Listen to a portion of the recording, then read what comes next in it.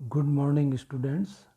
अभी तक मैंने इस पेपर के कुल 5 वीडियो आपको शेयर किए हैं, परंतु देखा गया है कि आप वीडियो पूरा नहीं देखते हैं, वह मुझे मालूम हो जाता है। अतः सर्वप्रथम वीडियो पूरा देखें, फिर उसे लाइक करें और सब्सक्राइब भी ज़रूर करें। जो नीचे लिखा हुआ है सब्सक्राइब, आप वीडियो खोलेंगे तो सब्सक्राइब भी ज़रूर करें, ताकि मैं नया वीडियो बनाऊंगा तो आपको नोटिफिकेशन भी हो जाएगा। आप पूरा व्यू करेंगे तो उससे हमें पता लग जाएगा किसने देखा है। तो व्यू पूरा करें, फिर लाइक करें और सब्सक्राइब करें, ये ज़रूर करें। चूँकि हम इतनी मेहनत करके वीडियो आपके लिए शेयर कर रहे हैं तो आप देखें ज़रूर। कोई समस्या हो तो आप कह सकते हैं।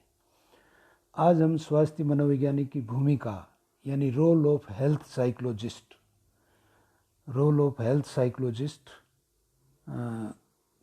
को समझते हैं। इससे पूर्व स्वास्थ्य मनोवैज्ञानिक की योग्यता, जो आपको सामने दिख रहा है स्क्रीन पे, स्वास्थ्य मनोविज्ञान की योग्यता, ट्रेनिंग व क्षेत्र के बारे में अध्ययन कर चुके हैं। अब हम रोल ऑफ हेल्थ साइकोलॉजिस्ट यानी स्वास्थ्य मनोवैज्ञानिक की भूमिका के संदर्भ में जानने की कोशिश करते हैं। स्वास्थ्य मनोवैज्ञानिक अनेक प्रकार की स्थितियाँ मतलब जहाँ भी ह्यूमन बीइंग है, पोजीशन हो, मतलब अनेक प्रकार की स्थिति यानी पोजीशन, और पोजीशन अलग अलग होती है। मतलब जहाँ जहाँ ह्यूमन बीइंग है, जहाँ जहाँ व्यक्ति है, वो अलग अलग पोजीशन में काम करता है। जैसे ऑफिस में है, हॉस्पिटल में है, घर पर है, कॉलेज में है, स्कूल में है, तो अलग अलग स्थिति में उसका रोल जो है वो अलग अलग होता है। इसलिए वहाँ जहाँ जहाँ काम करता है उसी के अनुसार उसके बारे में हम अध्ययन करते हैं, स्टडी करते हैं, उनके बिहेवियर को मेजर करते हैं और उसके बारे में उसको समाधान भी करते हैं। तो अलग अलग कार्य करते हैं, फिर बहुत से विभिन्न प्रकार के कार्य निष्पन्न करते हैं। इसलिए बहुत से हमें एक हेल्थ साइकोलॉजिस्ट को कार्य करते हैं।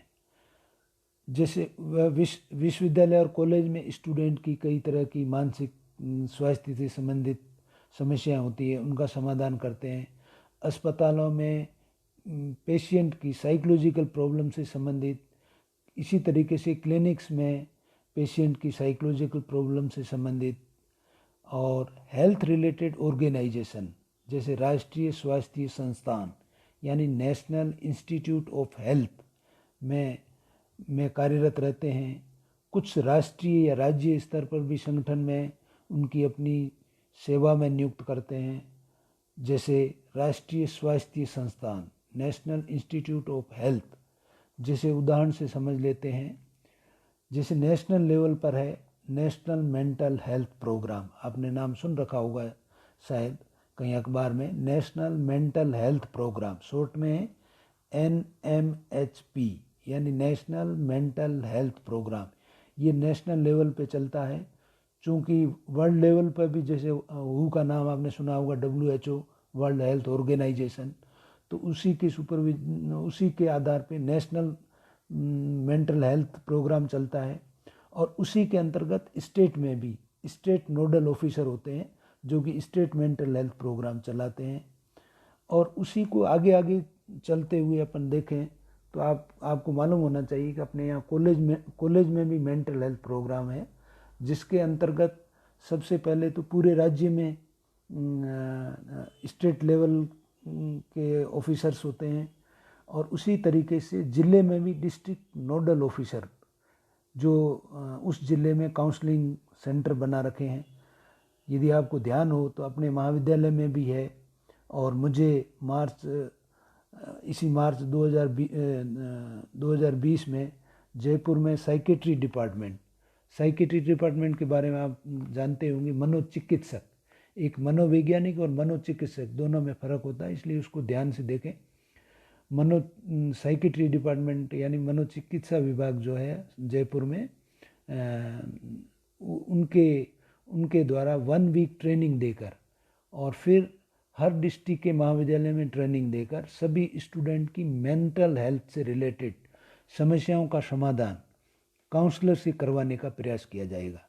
तो ये जो मैंने मार्च 2020 में जयपुर में ट्रेनिंग की थी, और उसके आधार पर चूँकि मैं यहाँ डिस्ट्रिक्ट लेवल पर डिस्ट्रिक्ट नोडल ऑफिसर हूँ, और फिर डिस्ट्रिक्ट के अंदर जितने भी कॉलेज हैं उन सब में जो स्टूडेंट पढ़ते हैं उनकी मेंटल हेल्थ से रिलेटेड समस्याओं को समाधान करने के लिए अलग अलग जगह पे अलग अलग नाम दे रखे हैं। लेकिन स्वास्थ्य, जैसे वो यदि काउंसलिंग का कार्यक्रम करते हैं तो काउंसलर कह देते हैं, और मेंटल हेल्थ साइकोलॉजिस्ट या काउंसलर अलग अलग जगह अलग अलग नाम दिए गए हैं। लेकिन वो काउंसलिंग का काम करते हैं, यानी हेल्थ से रिलेटेड जो है ऊपर से लगा के नीचे के लेवल तक जहाँ जहाँ ह्यूमन बीइंग है उन सब की स्टडी करते हैं। तो इसमें जैसे मैं आपको बता दूं कि जो मैं ट्रेनिंग लेने गया था सिर्फ अकेला मैं ही था जो साइकोलॉजी से रिलेटेड था, साइकोलॉजिस्ट था। बाकी सभी दूसरे सब्जेक्ट के थे, लेकिन उनको भी ट्रेनिंग दी कि कुछ हद तक आप भी ट्रेनिंग के द्वारा इस तरीके से बच्चों की समस्याओं का समाधान कर लें। तो इसलिए साइकोलॉजी अभी इसके मनोविज्ञान का भारत में उतना यूज़ नहीं होता है, प्रयोग नहीं होता, उपयोग नहीं किया जा रहा है। लेकिन एक तो संख्या भी कम है, लेकिन धीरे धीरे इसका काफ़ी प्रयोग किया जाएगा और लोगों के स्वास्थ्य से संबंधित समस्याओं का समाधान किया जाएगा। तो इस तरह हम देखते हैं कि स्वास्थ्य मनोवैज्ञानिक अनेक प्रकार की भूमिका निभाते हैं, कई तरह की भूमिका बनाते हैं, वो भूमिका निभाते हैं। सिर्फ एक ही नहीं है कि वो एक ही तरीके का काम करते हैं, तो अलग अलग जगह पे अलग अलग करते हैं, अलग अलग काम करते हैं। वह अनुसंधान भी करते हैं, रिसर्च अनुसंधान करते हैं, मतलब वो रिसर्च भी करते हैं। सिर्फ ये नहीं कि सिर्फ एक जगह ही फील्ड किया काम, अनुसंधान करते हैं और रोगियों को, यानी जो पेशेंट हैं उनकी अनेक प्रकार की सेवाएं प्रदान करते हैं, उनको कई तरीके की हेल्प करते हैं। अधिकतर उनका कार्य सहयोग देने प्रकार का होता है। अधिकतर जो साइकोलॉजिस्ट का काम है या हेल्थ साइकोलॉजिस्ट का काम है वो क्योंकि अकेले का नहीं होता है, वो अलग दूसरे, जैसे डॉक्टर नर्सिंग जो एक दूसरे की हेल्प करते हैं, उसी तरीके से हेल्थ साइकोलॉजिस्ट भी उनका कार्य जो है वो कोऑपरेशन है, सहयोग देने का होता है।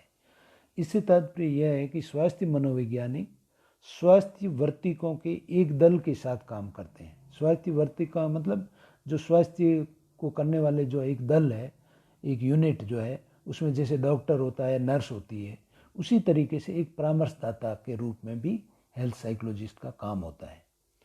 तो ये सभी, जैसे डॉक्टर नर्स के साथ में परामर्शदाता जो है वो वहाँ जो काम करता है वो हेल्थ साइकोलॉजिस्ट कह दीजिए या परामर्शदाता कह दीजिए, तो वो उसकी हेल्प के लिए होता है। जो सेवाएं स्वास्थ्य मनोवैज्ञानिक अस्पतालों और क्लिनिकों में प्रदान करते हैं, जो सेवाएं जो हेल्थ की जो हेल्थ से रिलेटेड हेल्प जो है वो मनोवैज्ञानिक अस्पतालों और क्लिनिकों में भी प्रदान करते हैं, वह कई प्रकार की होती है। वह उनका हम एक एक करके देखते हैं। मतलब ज़्यादातर मनोवैज्ञानिक जो है अस्पतालों और क्लिनिकों में हेल्प करते हैं। तो पहले तो ये है कि एक प्रकार की सेवा या हेल्प जो वह देते हैं वह है औषधि संबंधी उपचार का विकल्प प्रदान करना। औषधि संबंधी उपचार का मतलब है कि मेडिसिन से रिलेटेड ट्रीटमेंट, जैसे डॉक्टर जो है वो हमेशा मेडिसिन देता है और उस मेडिसिन के द्वारा उसका ट्रीटमेंट होता है। लेकिन साइकोलॉजिस्ट जो है या हेल्थ साइकोलॉजिस्ट जो है मेडिसिन नहीं देता है, तो उसका विकल्प कुछ और उसकी साइकोलॉजिकल काउंसलिंग करके, ताकि वह उसको हेल्प मिलती है। तो उसमें क्या क्या होता है, जैसे कई तरीके के सिर के दर्द के रोगियों को दवाई देते हैं। जैसे डॉक्टर जो है वो सिर दर्द होता है तो रोगी को दवाई देते हैं, लेकिन जो कंटिन्यूस जिसके सिर दर्द होता है तो हेल्थ साइकोलॉजिस्ट क्या करता है, जैविक की प्रतिपुष्टि यानी बायो फीडबैक देता है और उसके कारण उसका सिर दर्द ठीक हो जाता है। दूसरे प्रकार की सेवा यह है कि शारीरिक रोगों को प्राथमिक उपचार देना। प्राथमिक उपचार मतलब प्राइमरी ट्रीटमेंट, जो शुरू में कुछ दे देते हैं तो ताकि आगे कोई समस्या नहीं आती। यह इस प्रकार के रोग हो सकते हैं जो कि व्यवहारिक हस्तक्षेप यानी बिहेवियरल इंटरवेंशन से संभल सकते हैं। जैसे व्यवहारिक हस्तक्षेप या बिहेवियर इंटरवेंशन क्या होता है, जैसे दीर्घकालिक दर्द, कुछ दर्द ऐसे होते हैं दवाइयाँ भी लेते हैं और भी कोई ट्रीटमेंट कई सारे करते हैं लेकिन उनका दर्द जाता नहीं है, तो उनका दर्द या कुछ पेट से रिलेटेड कुछ जो समस्याएं होती है तो उन समस्याओं को भी साइकोलॉजिस्ट दूर करता है, हेल्थ साइकोलॉजिस्ट। तीसरे प्रकार की सेवाएं वह है जो चिकित्सा मनोवैज्ञानिकों यानी क्लिनिकल साइकोलॉजिस्ट द्वारा परंपरागत दी जाती है। तीसरे प्रकार की सेवा जो चिकित्सा मनोवैज्ञानिक यानी क्लिनिकल साइकोलॉजिस्ट, इसका नाम दिया है क्लिनिकल साइकोलॉजिस्ट या चिकित्सा मनोवैज्ञानिक। क्लिनिकल जैसे आपको भी पता, आप चूँकि थर्ड ईयर में पढ़ रहे हैं तो थर्ड ईयर के बाद यदि आप एमए करेंगे तो एमए में भी अलग अलग ग्रुप होते हैं। जैसे एक क्लिनिकल ग्रुप है, एक इंडस्ट्रियल ग्रुप है, एक एजुकेशन ग्रुप है, क्योंकि क्लिनिकल वाला हेल्थ से रिलेटेड समस्याओं का समाधान करेगा। इंडस्ट्री में जो काम करते हैं वो इंडस्ट्री से रिलेटेड काम करेंगे। इसी तरीके से एजुकेशन में जिसका मन नहीं लगता पढ़ने में या पढ़ाई नहीं करनी या कुछ और काम करना है तो वो एजुकेशन वाला, तो अलग अलग की है। लेकिन जो हेल्थ से रिलेटेड जो करेगा उसके लिए उसको, जैसे आपको भी हेल्थ से रिलेटेड साइकोलॉजिस्ट बनना है तो क्लिनिकल आपको लेनी पड़ेगी, तो उसको कहते हैं क्लिनिकल साइकोलॉजिस्ट, जो कि चिकित्सा मनोवैज्ञानिक कहलाता है। वो सेवाएं देते हैं। इसमें होती है जो अनुषंगी मनोवैज्ञानिक, यानी जो कुछ चीज़ें ऐसी होती हैं, अनसीन साइकोलॉजिस्ट। कुछ रोग ऐसे होते हैं जो दिखाई देते नहीं हैं लेकिन वैसे होते हैं। जैसे कई बार शरीर में बिल्कुल ठीक है लेकिन फिर भी उसको लगता नहीं, शारीरिक बीमारी नहीं होती लेकिन उसको लगता है कि शारीरिक है। तो कई बार तो ये जो ये क्लिनिकल साइकोलॉजिस्ट है वो इनको सेवाएं देते हैं। इसी तरीके से जैसे कैंसर के रोगी है या हार्ट की जो रोगी है, जो नाम सुनते हैं हार्ट का पेशेंट है या कैंसर का पेशेंट है, तो वो नाम सुनते ही लोग पहले ही साइकोलॉजिकल, इसलिए साइकोलॉजी जरूरत है। कुछ नहीं, आजकल उसका भी ट्रीटमेंट है। हृदय के रोगी यानी हार्ट के जो पेशेंट हैं उनके भी, और कैंसर भी होता है तो उनको भी यदि प्राइमरी उनको हेल्प दी जाए तो उनको मेंटल रूप से ऐसा सेट किया जाता है या मेंटली उनको इस तरीके से तैयार करते हैं ताकि वो अपने आप को मानसिक रूप से स्वस्थ समझे। चौथे प्रकार की सेवाएं होती है स्वास्थ्य मनोवैज्ञानिक जो अस्पतालों तथा क्लिनिकों में सेवारत है। कुछ लोग जो कि अस्पतालों और क्लिनिकों में जैसे डॉक्टर्स है तो वह रोगियों को अपने डॉक्टरों के साथ अच्छे संबंध बनाने में सहायता देने की का भी काम करते हैं। कुछ रोगी जो जैसे डॉक्टर और उनके अस्पताल और क्लिनिक में डॉक्टर होते हैं तो रोगियों को ये कहते हैं कि डॉक्टरों के साथ जो है वो संबंध अच्छे बनाए। डॉक्टरों को भी कई बार ये इस तरीके से कहते हैं कि भाई क्लिनिकल साइकोलॉजिस्ट जो है वो डॉक्टरों की सलाह भी जो भी देते हैं वो उनकी माननी चाहिए। पेशेंट को ये समझाने का काम भी करते हैं। पांचवा है कि रोग के निदान में सहायता प्रदान करना। रोग के निदान में यानी जो रोग हो गया है लेकिन उसका ट्रीटमेंट, कई बार पहले सावधानी रखते हैं लेकिन फिर भी यदि हो गया तो उसके डायग्नोसिस के अंदर हेल्प करने का काम करते हैं। जैसे मनोवैज्ञानिक, स्नायुक मनोवैज्ञानिक यानी न्यूरोसाइकोलॉजिकल परीक्षण, न्यूरो से स्नायुक, जो स्नायु से रिलेटेड जो, तो उनका क्या परीक्षण करके और उनके परिणामों से डॉक्टरों को भी परिचित करके सहायता देते हैं। न्यूरो से रिलेटेड जो कोई होती है डॉक्टर भी करता है लेकिन कुछ चीज़ें ऐसी होती है जो साइकोलॉजिकल होती है, तो न्यूरो साइकोलॉजिकल उनका परीक्षण करके उनको एक तरीके से गाइड करते हैं या हेल्प करते हैं। तो ये तो मेन रोल हो गए हेल्थ साइकोलॉजिस्ट के 5। लेकिन इसके अतिरिक्त जो सेवाएं स्वास्थ्य मनोवैज्ञानिक प्रदान करते हैं और भी कुछ सेवाएं हैं तो वो भी करते हैं। उनमें पहली है, मतलब वो यदि इनको 2-3 भागों में बांधे तो एक तो होती है जैसे लोकल और स्टेट लेवल की है, दूसरी नेशनल लेवल की है और तीसरी जो सोसाइटी से रिलेटेड है। तो इसको इस तरीके से कह सकते हैं कि स्वास्थ्य मनोवैज्ञानिक जो स्वास्थ्य रख रखाव संगठनों में यानी हेल्थ रिलेटेड जो ऑर्गेनाइजेशन है, स्कूलों के अंदर भी जैसे बच्चों के टीचर्स है उससे रिलेटेड, या डॉक्टरी सेवाओं में जो डॉक्टर जो सेवाएं देते हैं वो रोगों की रोकथाम, रोग नहीं हो उससे पहले उसका ट्रीटमेंट हो, रोगों की रोकथाम के संस्थान, जैसे कई सारे संस्थान ये काम करते हैं कि रोग नहीं हो उससे पहले लोग अच्छे रहें, उसमें जो काम करते हैं वह, तो ऐसे कार्यक्रमों के जो नियुक्त होते हैं और जो स्वास्थ्य कल्याण की दिशा में होते हैं यानी हेल्थ वेलफेयर या स्वास्थ्य कल्याण की से रिलेटेड जो काम करते हैं, उनकी भूमिका रोग की रोकथाम यानी प्रिवेंशन करना, रोग नहीं हो उसमें, यानी prevention is better than cure. पहले से यदि हम रोग का करेंगे तो इलाज से बेहतर है। रोकथाम यदि हम कर रहे हैं कर दें तो वो इलाज से भी बेटर है। तो prevention is better than cure. वो और इसी तरीके से व्यवहार परिवर्तन की दिशा में कई लोगों का जो बिहेवियर पहले से है उसके कारण उनका हेल्थ अच्छा नहीं रहता है, तो बिहेवियर चेंज में भी हेल्थ साइकोलॉजिस्ट काफ़ी हेल्प करते हैं। दूसरा नेशनल लेवल का यदि हम लेते हैं तो राष्ट्रीय स्तर पर स्वास्थ्य मनोवैज्ञानिकों की भूमिका रोगों की रोकथाम, वही वापस नेशनल लेवल पे भी रोगों की रोकथाम के भी काम होते हैं, क्योंकि रोगों की रोकथाम लोकल लेवल पे होती है, डिस्ट्रिक्ट लेवल पे, स्टेट लेवल पे, नेशनल लेवल पे, इंटरनेशनल लेवल पे सभी। जैसे अभी कोरोना का चल रहा है तो ये इंटरनेशनल लेवल पे भी इसका रोकथाम के लिए प्रयास चल रहे हैं, जैसे WHO वगैरह करता है, तथा जनता की स्वास्थ्य कल्याण को प्रोत्साहित करने के संदर्भ में महत्व रखती है। तो जनता को भी हेल्थ वेलफेयर के लिए, हेल्थ अच्छा रहेगा तो व्यक्ति की एज बढ़ेगी, सब कुछ अच्छा रहेगा, तो उसके संदर्भ में भी काम करते हैं। तीसरा है स्वास्थ्य मनोवैज्ञानिक व्यवहारिक एवं सामाजिक शास्त्रों से सूचना एकत्रित करके जन स्वास्थ्य के बनाने में सहायता प्रदान करते हैं।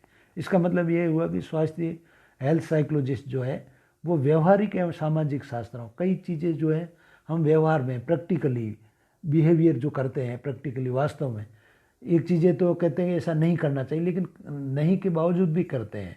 और उसी तरीके से जो सोसाइटी के अंदर भी हमको कई चीज़ें ऐसी सीखने को मिलती है जो स्वास्थ्य से रिलेटेड या हमारा स्वास्थ्य अच्छा रहे, तो उनको भी एकत्रित करके जन स्वास्थ्य को बनाने में हेल्प करते हैं।